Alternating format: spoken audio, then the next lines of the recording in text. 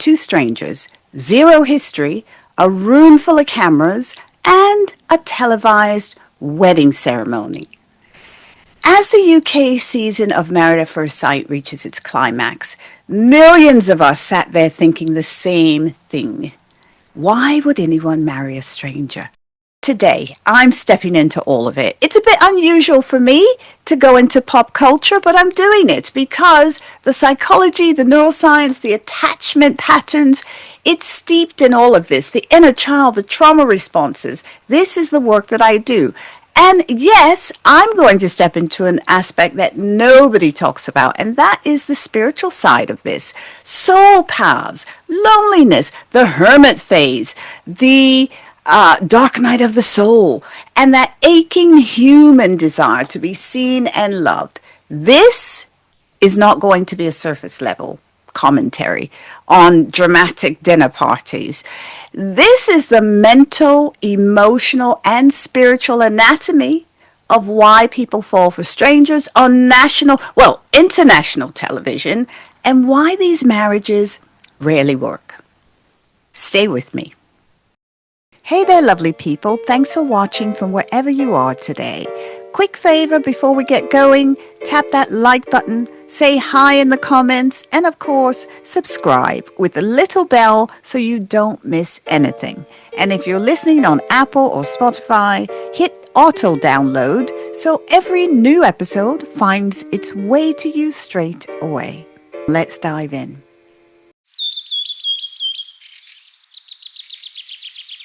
You're listening to the Inquisitive Wren podcast, the show that brings you philosophical ponderings of your life from a bird's eye view. Now, here's your host, Shah.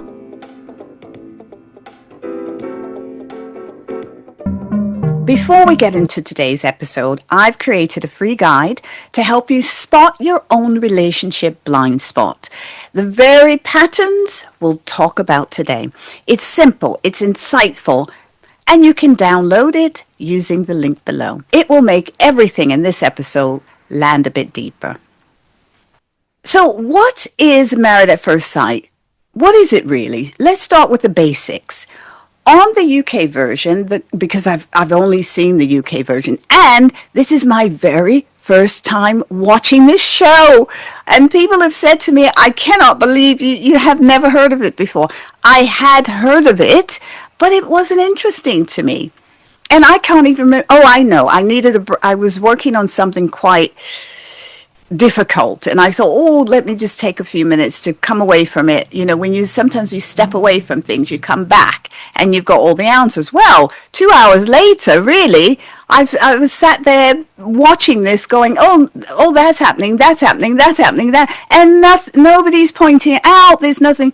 Anyway, I felt compelled to do this episode. So anyway, the couples are not legally married, and I think people get confused about that. The couples get confused about that because they often think, or you often hear them say, but that's my husband, I should be able to do this. That's my wife, I should be able to do that.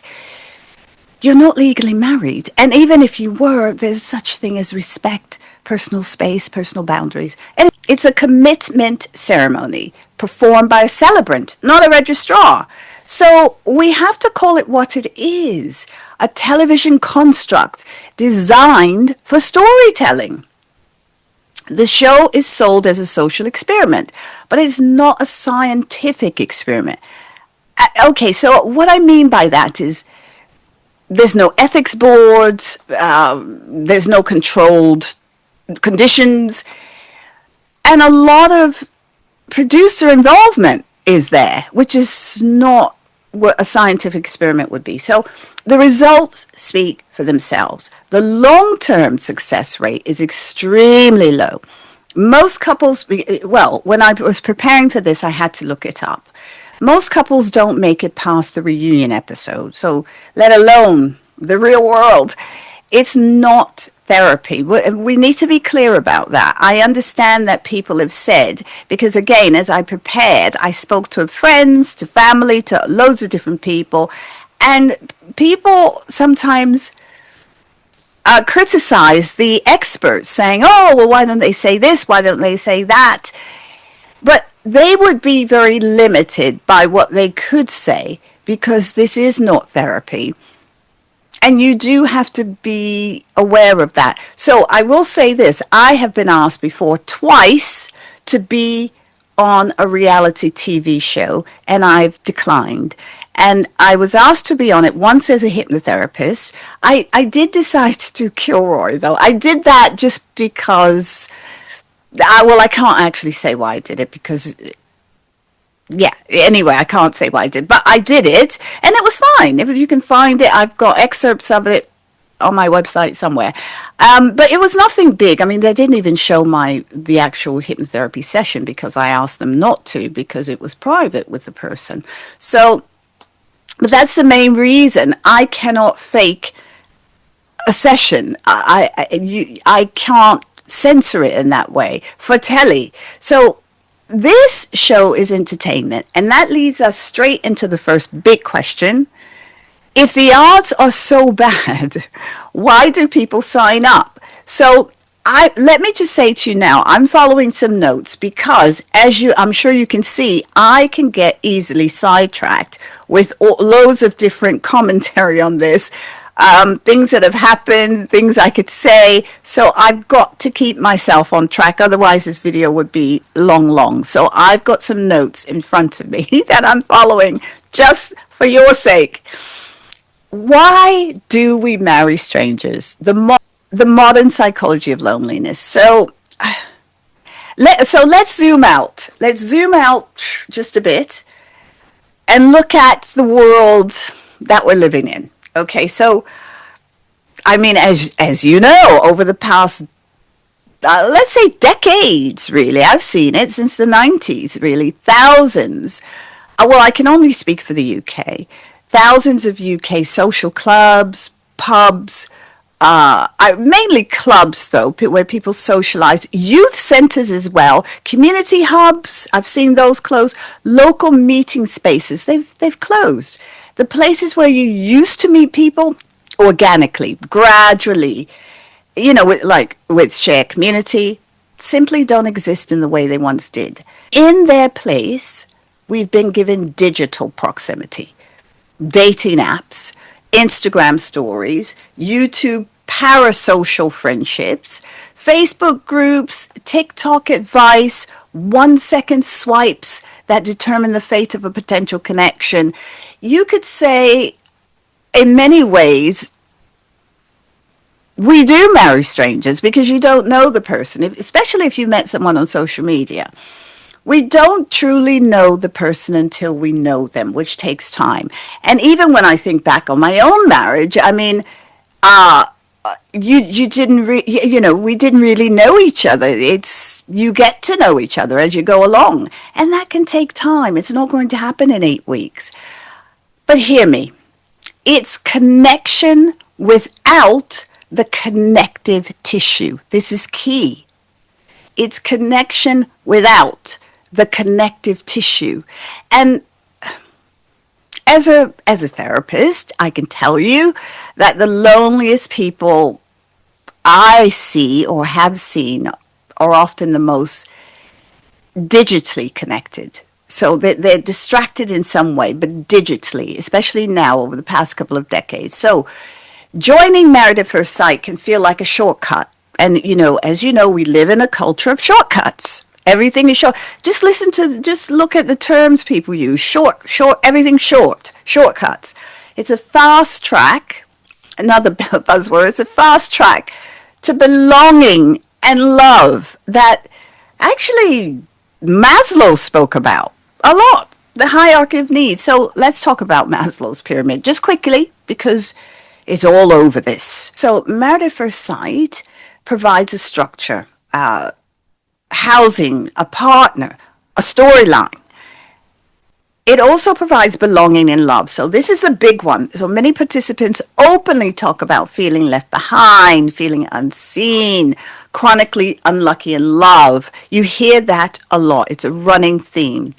Esteem. So you're being chosen publicly, out of, I don't know, I would say thousands probably who were desperate to be on television by any means necessary.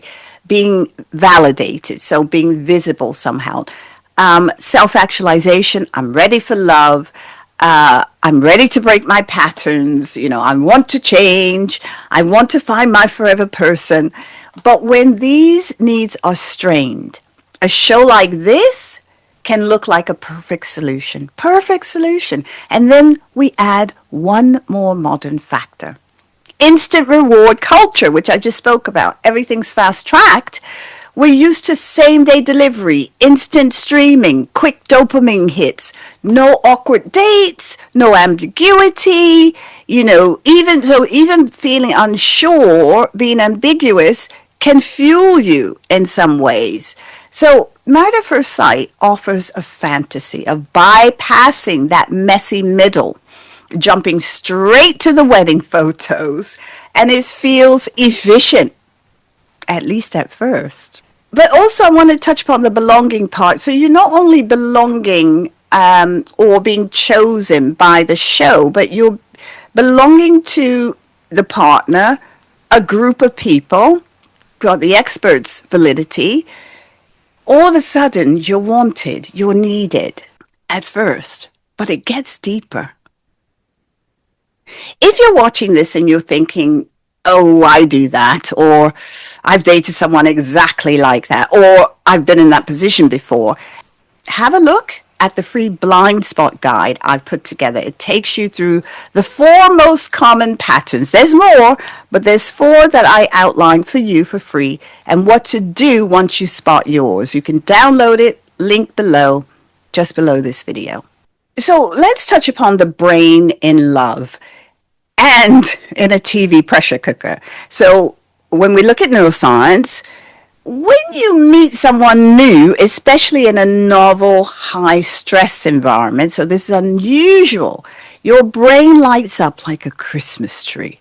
Dopamine fuels the thrill and the anticipation. Oxytocin, which is often called the love hormone, so look that up, as its association with attachment, trust, social bonding, and vasopressin, which is linked to behavior that produces long-term monogamous relationships. That is mind-blowing. So all of these chemicals, this is biology, this is chemistry. The differences in behavior associated with the actions of the 2 hormones may actually explain why passionate love fades as attachment grows. And that can help you bond quickly. You've got this shared experience. However, remember, it doesn't last because you haven't yet done the work. You don't yet know the person. So environment plays a key role here. Because cortisol and adrenaline spike, goes up because you're in a heightened environment. It's really heightened. People say, I've spoken to people, I actually know people on reality shows now, and they say, oh, I'm not aware of the cameras. I'm not aware. Yes, you are. I always challenge them and say, yes, you are. Subconsciously you are. Now, add cameras, add group dinners with other couples, so there's competition, add pressure to make it work, add the knowledge that the public is watching and judging every move because they are. Your nervous system is for sure overstimulated. And the brain can easily confuse intensity with compatibility. Totally different. You hear people say, my heart is racing. Oh, I have flutters. My heart is fluttering. This must be love. We argued passionately. That means we care. We must be compatible. No! No! It means the environment is engineered for emotional activation. That's what it means, not long-term connection. And this is where I take issue with the show. Although I do take on board it's a TV show, but let me explain.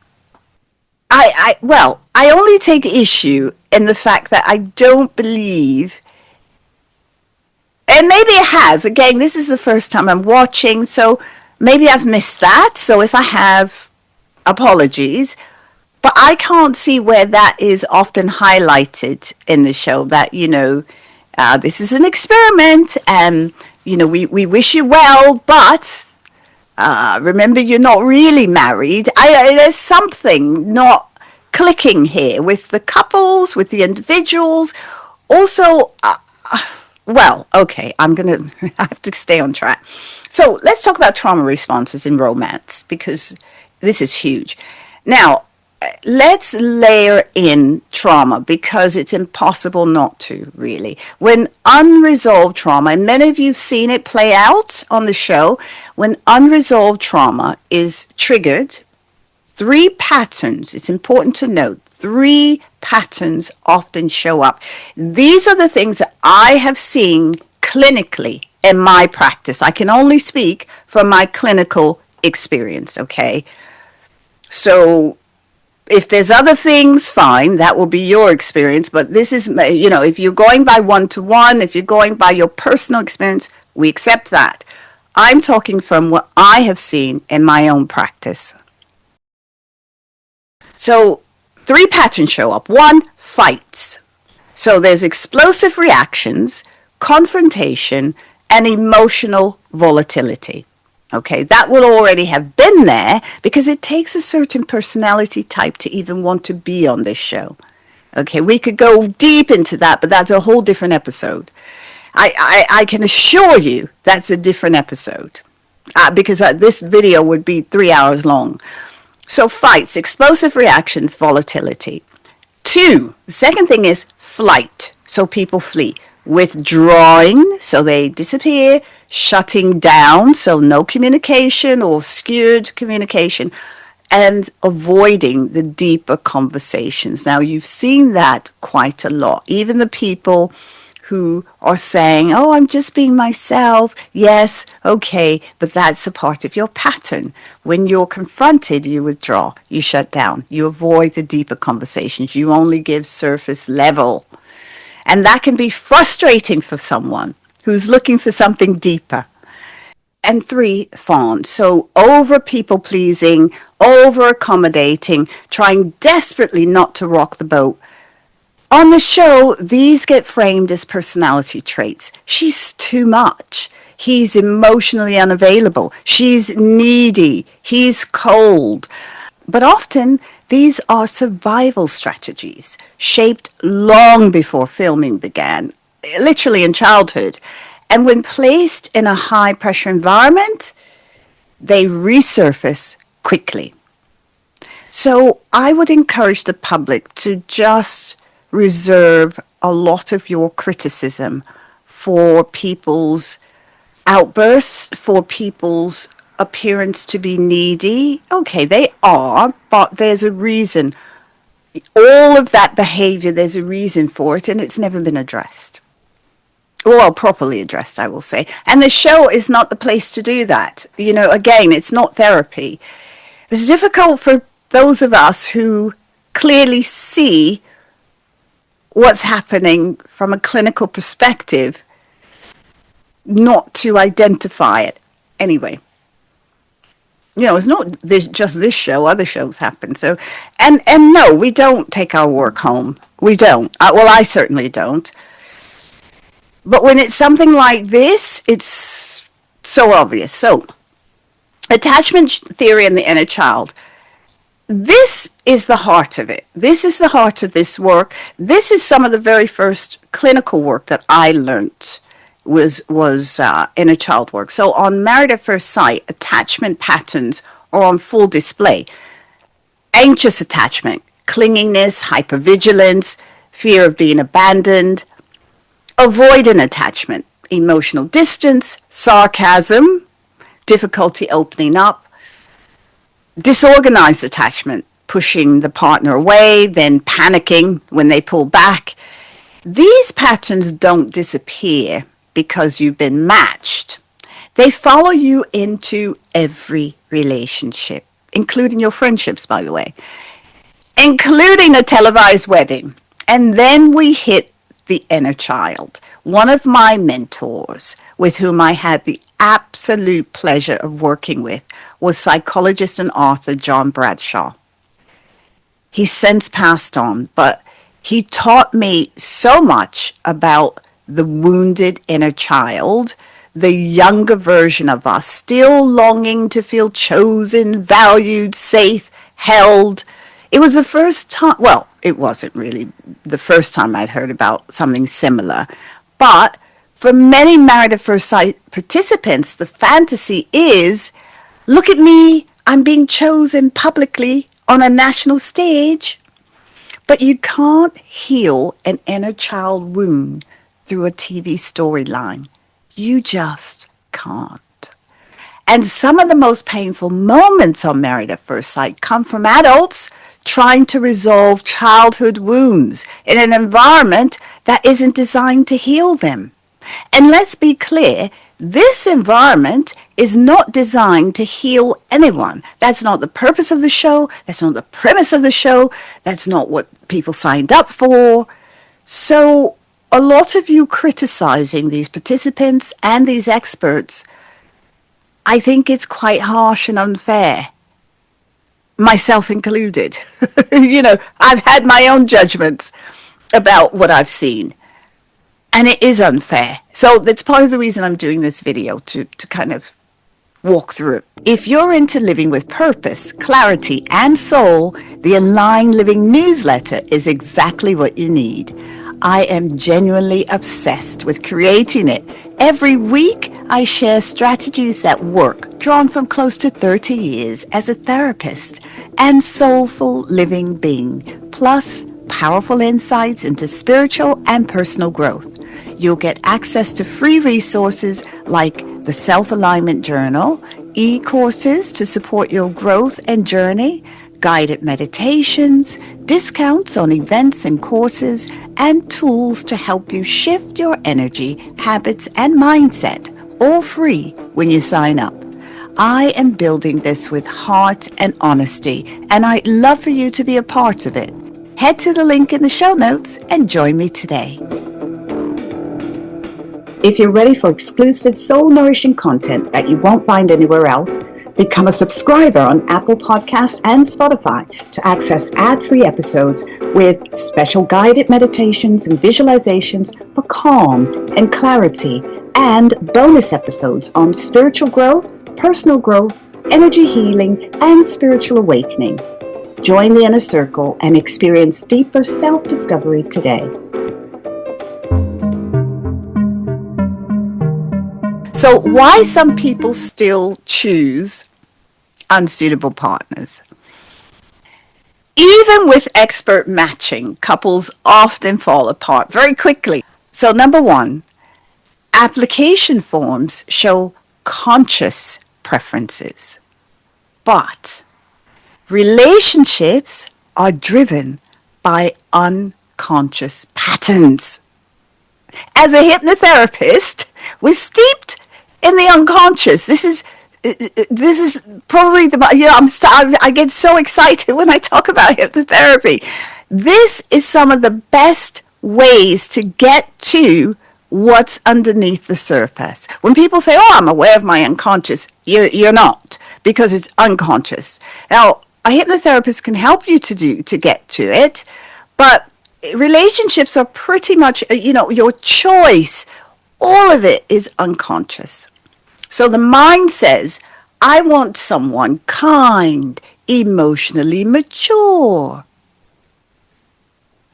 But the nervous system says, well, chaos feels familiar. Let's try that. Let's try that again. Let's try that for the 10th time. Let's try. At least I'll know the outcome. It's never going to last. That's the unconscious. That's the nervous system seeking that dopamine hit, seeking that spike, trouble. Why do you do it to yourself? Well, it's unconscious. The second thing is producers do need a storyline. After all, this is entertainment. It's a TV show. This is all about money. Conflict is good television. This is all about money and ratings, I will say. They both go hand in hand. Predictability is not. Dramatic pairings attract views.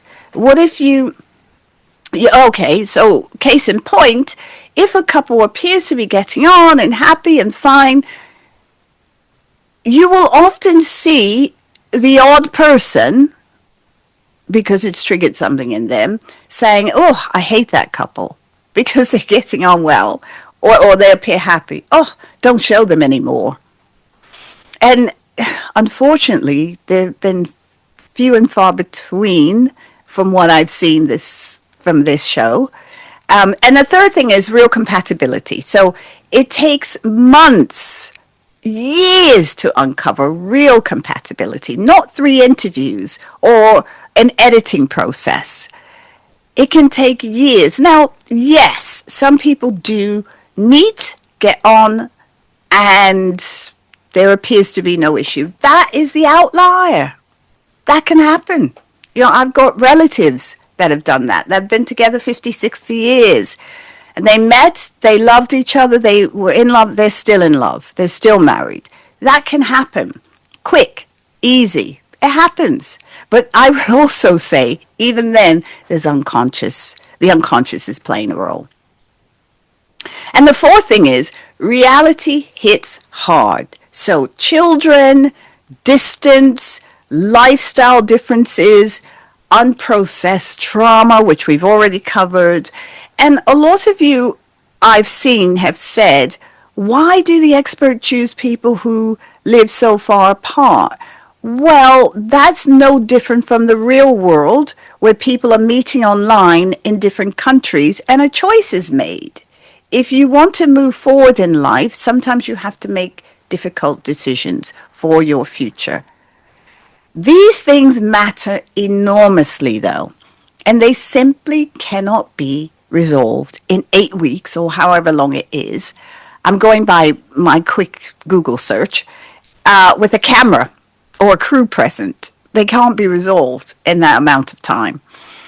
And let's now, because, I just thinking about this and writing out my own notes, I was thinking, well, how is this different from an arranged marriage? And on the surface, yes, 2 strangers meeting at a wedding-like ceremony, but the difference is gigantic. Arranged marriages, when done ethically, involve family, history, cultural compatibility, values aligned, community investment, long-term intention. Now that is huge. And they do have support. They have accountability from their families and friends, shared expectations. You know what you're getting. Not necessarily with the partner, but it's arranged. There's no secret. Now, we do know that arranged marriages are not legal in some countries, and the UK has its own laws. During my advocacy work, I've had to help represent people when they were unrightfully a part of an arranged marriage, when they didn't have the capacity to make that decision. But that's a whole nother topic. I'm going to stay. I need to stay on point. So, married at first sight marriages involve producers, editing, a television schedule, public scrutiny, zero long-term support once filming ends. And I don't know, maybe, because I really don't know, maybe they do have a bit of support, but it won't, again, this isn't therapy. They've got no obligation to support in certain ways. This is performance. It's not tradition like a long-term marriage might be. It's or long-term marriage, but arranged marriage. It's manufactured intimacy, not generational alignment. The couples who sleep together very quickly could do that outside of this experiment. They might meet people and sleep with them straight away. That's not unusual. I'm not saying that's manufactured, because that will be a part of their behavior. That is a part of how they operate.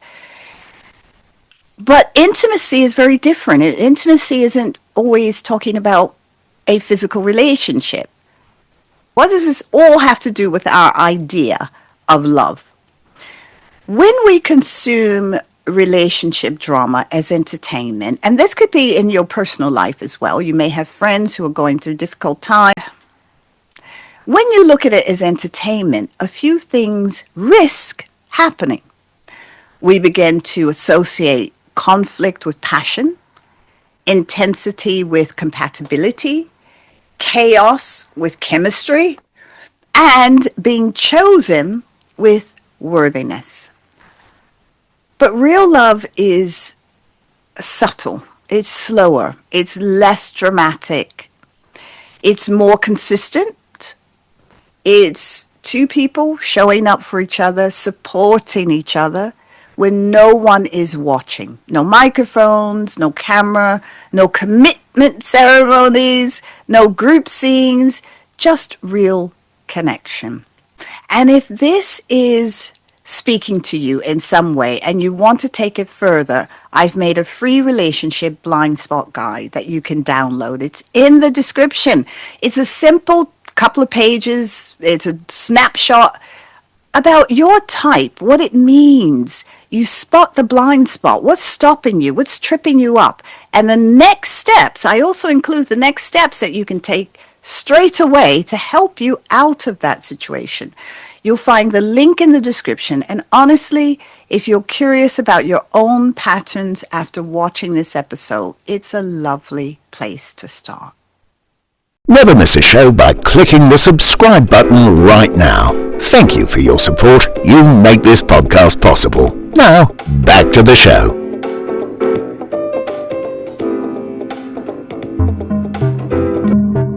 So we're going to step into a part of all of this that nobody is talking about, and that is the spiritual lens. I guess because, everybody has different spiritual beliefs. So I'm going to touch upon spirituality, soul contracts, loneliness, the inner path. Here's where I bring in this spiritual thread most people skip. So let's start with soul contracts. Many of the couples on Married at First Sight look like soul contract relationships. So let me give you a snapshot of that. That is a fast-track classroom for learning boundaries. So spiritually, we're sometimes placed in these classrooms. You're surrounded by all this difficulty, and you've got to ask yourself, how did I get here? But more importantly, what am I meant to learn for myself? It's not always about other people. It's what you're meant to learn for you. This is a classroom of life. So it's a fast track, and this is often a really good sign that you are on the right spiritual path when things get difficult. Worthiness, communication, forgiveness. Not all soul connections are meant to last either. Some are meant to teach, purely to teach. The dark night of loneliness. So many participants fear being alone more than they fear marrying the wrong person. So you may often see them saying, oh, this happens to me every time. I guess I'm just meant to be alone. I can't bear going through this again. That fear of loneliness, or that actual loneliness, is a spiritual initiation. It's a turning inward. You've got to see it as a phase for yourself, that you're meant to be alone just for that time. It may not be a permanent state. I don't believe anything is. We are meant to share space and to share our lives in some way. So that loneliness is a spiritual initiation. It's saying, can you handle yourself on your own? Because if you can clearly sit quite comfortably within yourself, with yourself, always around yourself, within yourself, then you can do that with someone else safely. Spirit is always looking for safety for us and for the person you partner with. So you've got to understand, if you're in that space where you could harm someone, and I mean emotionally, spiritually, all of those things, and all in the worst ways as well, then willingly you're not going to be matched with someone who's quite kind and nice, although it can happen because of the other person's unconscious contract. I just filmed a video on that, but again, I need to stay on track. So let's go to the hermit phase. So the hermit phase, people get really upset about it. A lot of my spiritual consultations are around the hermit phase. They're finding it very difficult to go out and be with other people. And they feel as if they failed somehow. Their friendships have failed. The hermit phase is not failure. It's preparation. You're preparing yourself for what's coming. And that could be more fulfilling, more soul-aligned relationships, friendships, family relationships, all of it. And then, of course, aligned living aligned. So when we chase love because we're lonely, we attract those lessons. And when we grow, we heal and we live aligned. We attract partnership, not just a body. And sometimes the soul says, not yet, not this, not them. And that is sacred. You've got to hold on to that and be grateful for that. You're sparing yourself unconsciously for more chaos, pain, hurt, which will take you more time to uncover and recover from. So, accept that this is a good thing. There's a lot more about the spiritual aspect of relationships, partnerships, but you know, I've got to stay on track with this. And, you know, if you do want to know a bit more about relationships and the spiritual side, leave me a comment and let me know if this is something you want, and I will do a video on it. So let's close this out, and I want to give you some hope. Actually, I want to give you some hope. Where do we go from here? The good news. So the good news is technology may evolve very quickly, and it is, as we know, but the human heart is the human heart. It does not evolve like a computer program. We still long for the basics. Maslow, safety, belonging, love, esteem, meaning, connection, and hope. Those needs are ancient, and the solution is not by any means a high-pressure TV format. That's not the solution. So if you're thinking about applying because you think you're fast-tracking your way, you've seen couples succeed, you know, you must do what you must do.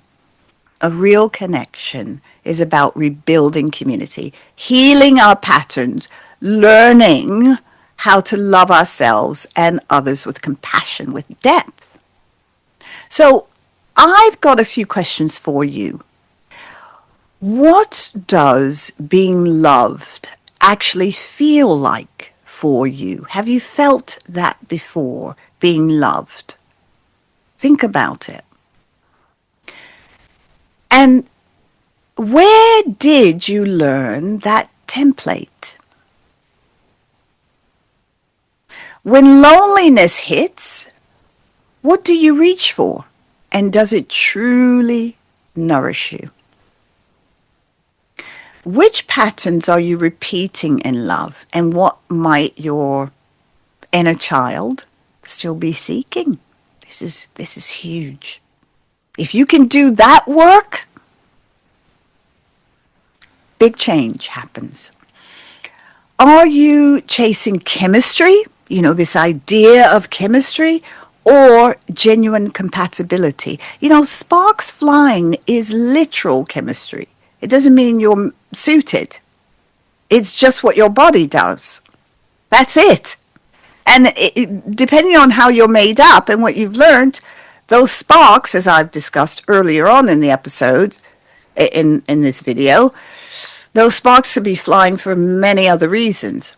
But, finally, I would say to you in a hopeful way, you deserve a relationship that grows with you, not one that entertains strangers. And you deserve a love story that evolves naturally, not one constructed for ratings. If this episode resonated with you, you'll love the next one.